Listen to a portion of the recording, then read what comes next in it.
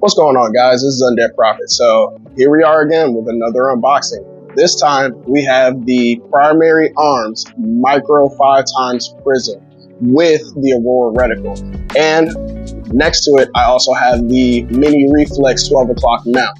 So I figured because these kind of go together, let's do a dual unboxing. So as always, I have the optic already mounted onto a gun because your boy can't wait.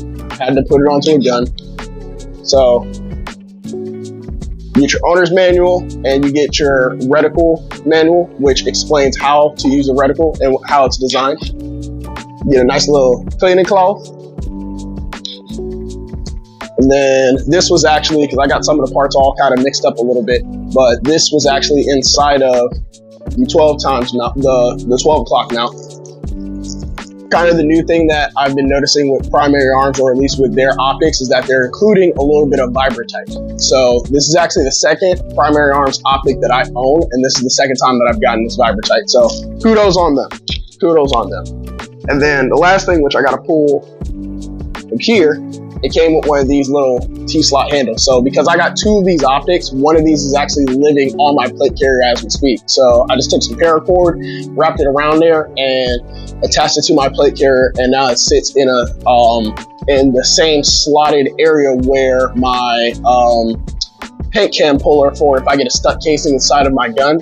It sits kind of near that a little bit, but I might end up relocating it. But again, kind of like how I stated in my last video, I really like this tool because it's easy to use, and the same interface as on the macro is on the micro. In fact, actually, I'll just grab the box so you can see a photo. So yeah, it's the same kind of 2-screw mounting interface like that. And then what it also came with, which I thought was actually kind of cool, it came with these little bikini covers. Unfortunately, because I do have the mount onto the optic, these bikini covers no longer work. As far as I can't stretch it over and get it actually onto the optic, which it's fine. If you didn't plan on using this would have been a great addition to be able to keep your lenses kind of clean during transport. It also came with 1 or 2 different little Allen wrenches and some extra screws that actually go and interface with the additional mounts that I have actually here. So I'll show you on the box. It comes with these 3, well actually it's 4 different height adjustment risers, and it also comes with the appropriate screws that they all go with. So how I have mine mounted, I just have the optic with the dive board underneath, and then I have the straight mount like this, or I believe I actually have it directly mounted to the actual mount that goes to the gun. This is an optic I'm still messing around with the configurations with, because I did zero it, I did test fire it. I love the clarity, I love everything about it. I got some tips from Keith, shout out to you. If you're not following Operators Anonymous, go follow his channel. And he gave me some tips on which mount that I should use so that it's a little bit better. So once I actually switch the mounts out, I'll do an actual photo post and you guys will see what it actually looks like in its final form. So now that we've kind of went over what's inside of the 5x micro prism box, let's go over to the reflex mount. So I got both at the same time because it will basically give me that profile right there. So Thomas, aka Loxalo Firearms V, shout out to you, bud.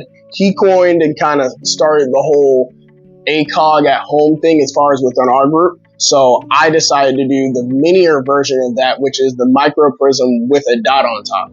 So I will admit it does require a little bit more knowledge and know how to set this up because you're now stacking tolerances. But I believe that this is actually weight and form factor wise a little bit better. Grab all these mounts out of here. So as you can see, it comes with 3 different height and cantilever mounts. And like I said, I'm still messing around with this. So until I figure out which one, I know which one of these I need to put on, I just haven't physically done it. But this is your baggie of additional screws that you use to mount all the different heights and all the different cantilevers.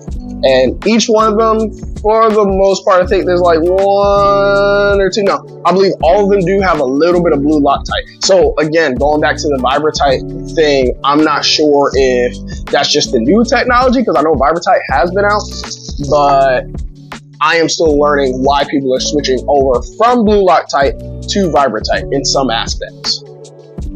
And then lastly, which is one of the cool things about the 12 o'clock mount, is that this footprint is actually a Glock MOS footprint. So you can take a Glock MOS plate, which is actually what I did for my current Prism, my micro Prism right now.